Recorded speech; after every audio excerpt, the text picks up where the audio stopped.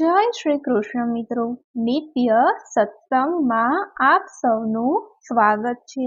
આજે આપણે સાંભળીશું પોષ માસની સુદ પક્ષની પુત્રદા એકાદશીની કથા, વિધિ તથા મહાત્મય। જો આ વિડીયો તમને પસંદ પડે તો લાઈક અને શેર કરી ચેનલને સબસ્ક્રાઇબ જરૂરથી કરજો। રાજા યુધિષ્ઠિર ભગવાનને કહે છે, હે વસુદેવ, પોષ મહિનાની શુક્લ પક્ષની એકાદશીનું મહાત્મય કહો। એનું નામ શું છે? એના વ્રતની વિધિ શું છે? તેમાં કયા દેવતાનું પૂજન કરવામાં આવે છે તે મને જણાવો।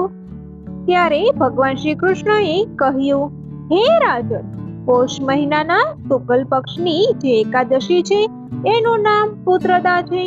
પુત્રદા એકાદશીના દિવસે નામ મંત્રોનું ઉચ્ચારણ કરીને ફળો દ્વારા શ્રી હરિનું પૂજન કરવું। શ્રીફળ, સોપારી, બીજોરા, લીંબુ, જમીન, લીંબુ, દાડમ, આંબળા, લવિંગ, બોર તથા વિશેષ રૂપે કેરી વડે દેવ દેવેશ્વર શ્રી હરિની પૂજા કરવી જોઈએ। એવી જ રીતે ધૂપ દીપથી શ્રી હરિની અર્ચના કરવી જોઈએ। પુત્રદા એકાદશીના દિવસે વિશેષ રૂપે દીપદાન કરવાનું વિધાન છે। રાત્રે વૈષ્ણવ પુરુષો સાથે જાગરણ કરવું જોઈએ। જાગરણ કરનારને એ ફળ મળે છે કે જે ફળ હજારો વર્ષની તપસ્યા કરવાથી પણ નથી મળતું। આ બધા પાપોને હરનારી ઉત્તમ તિથિ છે। ચરાચર જગત સહિત સમગ્ર ત્રિલોકમાં એના કરતા મોટી કોઈ તિથિ નથી। બધી જ કામનાઓ અને તિથિઓના દાતા ભગવાન નારાયણ આ તિથિના અધિષ્ઠિતા છે।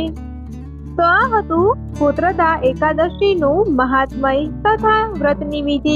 હવે આપણે સાંભળીએ પુત્રદા એકાદશીના વ્રતની કથા।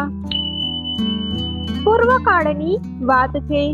ભદ્રાવતીપુરીમાં રાજા સુકેતુમાન રાજ્ય કરતા હતા। એમની રાણીનું નામ ચંપા હતું।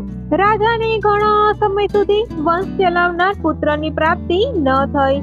આથી પતિ પત્ની હંમેશા ચિંતા અને શોકમાં ડૂબેલા રહેતા।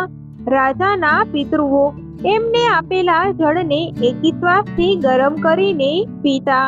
રાજા પછી એવું કોઈ નથી દેખાતું જે અમારું તર્પણ કરે, આમ વિચારીને પિતૃઓ શોકમાં રહેતા। એક દિવસ રાજા ઘોડા પર સવાર થઈને ઘોર જંગલમાં ચાલ્યા ગયા। પુરોહિત વગેરે કોઈને આ વાતની ખબર ન હતી।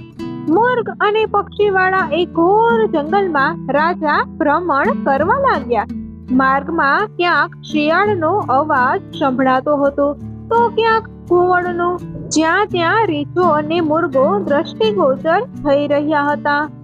આ રીતે ફરીને રાજા વનની શોભા જોઈ રહ્યા હતા। એવામાં બપોર થઈ ગઈ। રાજાને ભૂખ અને તરસ સતાવા લાગી। રાજા પાણીની શોધમાં આમ તેમ ભટકવા લાગ્યા। પુણ્ય પ્રતાપે રાજાને એક સુંદર સરોવર દેખાયું। એની નજીક મુનિઓના ઘણા આશ્રમો હતા। સૌભાગ્યશાળી નરેશે આ આશ્રમ તરફ જોયું। એ સમયે શુભની સૂચના આપનારા શુકનો થવા લાગ્યા। રાજાનો જમણો હાથ અને જમણું નેત્ર ફરકવા લાગ્યા। ઉત્તમ ફળની એ ખબર આપી રહ્યા હતા। સરોવરના તટ પર ઘણા મુનિઓ વેદપાઠ કરી રહ્યા હતા। એમને જોઈને રાજાને ઘણો હર્ષ થયો। તેઓ ઘોડા પરથી ઉતરીને મુનિઓ પાસે ઊભા રહી ગયા અને અનેક પ્રકારે મુનિઓની વંદના કરવા લાગ્યા। એ મુનિઓ ઉત્તમ વ્રતનું પાલન કરનારા હતા। જ્યારે રાજાએ હાથ જોડીને વારંવાર દંડવત પ્રણામ કર્યા ત્યારે મુનિઓ બોલ્યા, રાજન, અમે તમારા પર પ્રસન્ન છીએ। રાજા બોલ્યો, આપ કોણ છો? આપના નામો શું છે અને આપ શા માટે અહીં એકત્રિત થયા છો? કૃપા કરીને આ બધું મને કહો। મુનિઓ બોલ્યા, રાજન, અમે લોકો વિશ્વદેવ છીએ। અહીં સ્નાન માટે આવ્યા છીએ। મહા મહિનો નજીક આવ્યો છે। આજથી 5મા દિવસે મહા મહિનાના સ્નાનનો પ્રારંભ થઈ જશે। આજે પુત્રદા નામની એકાદશી છે। વ્રત કરનારા મનુષ્યોને એ પુત્ર આપે છે। રાજાએ કહ્યું, વિશ્વદેવગણ, જો આપ પ્રસન્ન હો તો મને પુત્ર આપો। મુનિ બોલ્યા, રાજન, આજના દિવસે પુત્રદા નામની એકાદશી છે. એનું વ્રત ઘણું જ વિખ્યાત છે. તમે આજે આ ઉત્તમ વ્રત કરો. મહારાજ, ભગવાન કેશવના પ્રસાદથી તમારે ત્યાં જરૂર પુત્ર થશે. ભગવાન શ્રી કૃષ્ણ કહે છે. આ પ્રમાણે એ મુનિઓના કહેવાથી રાજાએ એ ઉત્તમ વ્રત કર્યું. મહર્ષિઓના ઉપદેશ અનુસાર વિધિપૂર્વક પુત્રદા એકાદશીનું વ્રત કર્યું. પછી બારસના દિવસે પારણા કરીને મુનિઓના ચરણોમાં વારંવાર મસ્તક ઝુકાવીને રાજા પોતાના ઘેર આવ્યા.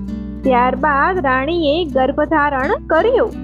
પ્રસવનો સમય આવતા રાજાને ત્યાં તેજસ્વી પુત્રની પ્રાપ્તિ થઈ. એણે પોતાના ગુણોથી પિતાને સંતુષ્ટ કરી દીધા. એ પ્રજા પાલક બન્યો.